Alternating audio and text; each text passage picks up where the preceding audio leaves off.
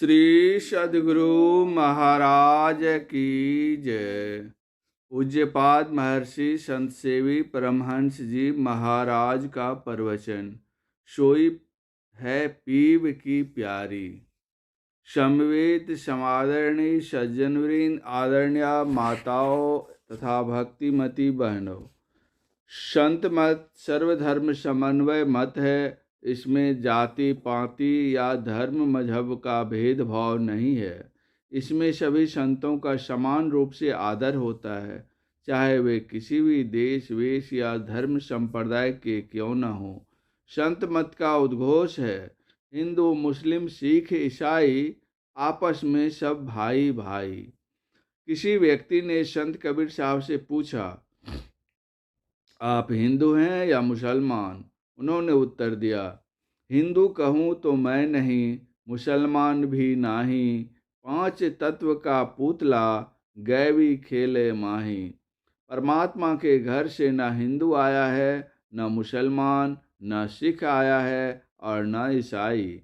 वहाँ से मानव आया है।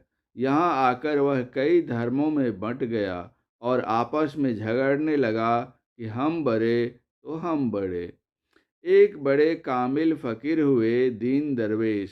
उन्होंने कहा, हिंदू कहे सो हम बड़े, मुसलमान कहे हम। एक मूंग दोई फार है, कुन ज्यादा कुन कम। कुन ज्यादा कुन कम, कभी करियो मत कजिया। एक भजत है राम, दूजे रहीमान से रजिया। कहत दीन दरवेश, दोई सरिता मिली सिंधु। सबका मालिक एक है, क्या मुसलमान क्या हिंदू। नाम भले ही अनेक हों, पर जगत नियंता परम प्रभु परमात्मा एक ही एक है और उसकी प्राप्ति का रास्ता भी एक है, जो अपने अंदर है। बाहर संसार में हम जो कुछ भी ग्रहण करते हैं, इंद्रियों से ग्रहण करते हैं और इंद्रियां केवल मायिक पदार्थों को ही ग्रहण करने में सक्षम है, मायातीत को नहीं। संसार में कहीं जाओ, समुद्र के अतल तल में, पहाड़ की गुफा में या जंगलों में, इंद्रियां साथ ही रहेंगी और इनसे जो ग्रहण होगा वह माया ही होगी। संत पलटू साहब ने कहा है, पूरब में राम है, पश्चिम में खुदाई है। उत्तर और दक्षिण कहो कौन रहता, साहिब वह कहाँ है कहाँ फिर नहीं है। हिंदू और तुर्क तूफान करता, हिंदू और तुर्क मिली पड़े हैं खैंची में। आपनी वर्ग दो दिन कहता, दास पलटू कहे साहिब सब में रहे। जुदा न तनिक मैं सांच कहता। परमात्मा सर्वत्र है, सर्वव्यापक है। ऐसी कोई जगह नहीं जो उससे खाली हो, पर उसकी प्राप्ति अपने अंदर में हो ही होगी, बाहर में नहीं। एक बार अंदर में दर्शन हो जाने पर उसकी अनुभूति सर्वत्र होने लगती है। ऐसे भाग्यवान साधक के लिए अंदर बाहर सब एक हो जाता है। गुरु नानक देव जी ने कहा है, काहे रे वन खोजन जाई, सरव निवासी सदा आलेपा। तो ही संग समाई, पुहप मधि जीव बासु वस्तु है। मुकर माही जैसे छाई, तैसे ही हरि बसे निरंतरी। घटी ही खोजहु भाई, बाहरी भीतरी एको एको जानहु। इहु गुर ज्ञान बताए, जन नानक बिनु आपा चिन्ह। मिटे न भ्रम की काई। परमात्मा को बाहर खोजने की कोई आवश्यकता नहीं है, वह तुम्हारे अंदर बैठा है। गोस्वामी तुलसीदास जी ने लिखा है, प्रकृति पार प्रभु सब उर्वासी। प्रभु जब तुम्हारे उस पुर में भरपूर हैं, फिर दूर दूर खोजने की क्या आवश्यकता है। संतों ने मृग की उपमा देकर बतलाया है कि कस्तूरी की सुगंध पाकर मृग उसे खोजने के लिए पेड़ पौधों, भूमि और पहाड़ों को सूंघता फिरता है। वह अज्ञ पशु नहीं जानता कि सुगंध उसी की नाभि से निकल रही है। उसी प्रकार अज्ञ मानव भी जंगलों, पहाड़ों, तीर्थों, धर्मों में, धामों में परमात्मा को खोजता फिरता है, जबकि वे सबके हृदय में निवास करते हैं। कस्तूरी कुंडल बसै, मृग ढूंढे वन माही। ऐसे घट में पीव हैं, दुनिया जाने नाही। संत कबीर साहब। घर ही मही अमृत भरपूर है, मनुखा साधु न पाइया। जीव कस्तूरी मृगु न जाने, भ्रमदा भरम भुलाइया। गुरु नानक देव जी। एहि ते मैं हरि ज्ञान गवायो, परिहरि हृदय कमल रघुनाथ ही।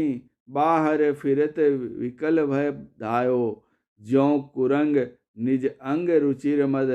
अति मतिहीन मरम नहीं पायो, खोजत गिरि तरुलता भूमि बिल। परम सुगंध कहाँ ते आयो। गोस्वामी तुलसीदास जी। मृग नाभि में सुगंधी खोजो, खोजे वो घास गंधी। दुनिया सकल है अंधी, खोजे नहीं गवारा। ब्रह्मानंद स्वामी। पुष्प में सुगंध है, दूध में घृत है और मेहंदी के पत्ते में लाली है, पर हम उन्हें देखते नहीं। उसी तरह परमात्मा सर्वव्यापक है, पर उन्हें इंद्रियों से ग्रहण नहीं कर सकते। अपने अंदर चलने से इंद्रियों का संग छूटेगा और तब परमात्मा की अनुभूति होगी। अलीगढ़ में एक फकीर हुए। उन्होंने अपने एक मुसलमान शिष्य तकी को उपदेश देते हुए कहा है, सुन ए तकी, न जाइयो जिनहार देखना। अपने में आप जलवाए दिलदार देखना। पुतली में तिल है, तिल में भरा राजकुल का कुल। इस पर दय सियादह के जड़ा पार देखना। 14 तबक का हाल आया हो तुझे जरूर। गाफिल न हो ख्याल से होशियार देखना। संत तुलसी साहब कहते हैं, ए तकी, अल्लाह की खोज में बाहर हरगिज नहीं जाना। तुम्हें अपने अंदर ही उनका जलवा शोभा दिखाई पड़ेगा।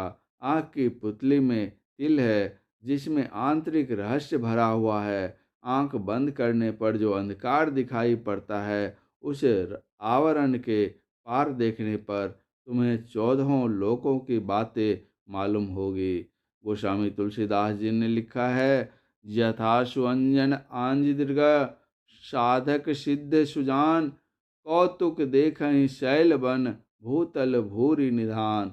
अर्थात गुरु पद नख से निकली हुई ब्रह्म ज्योति अच्छे अंजन की तरह होती है, जिसको साधक आँखों में लगाकर अष्ट सिद्धि प्राप्त सिद्धि और सुबोध हो जाते हैं और बहुत सी धरतियों स्थित पहाड़ों और जंगलों का तमाशा देखते हैं।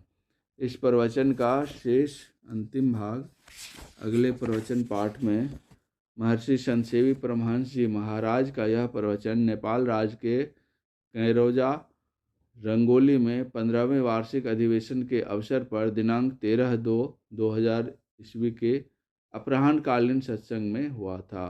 श्री सद्गुरु महाराज की जय।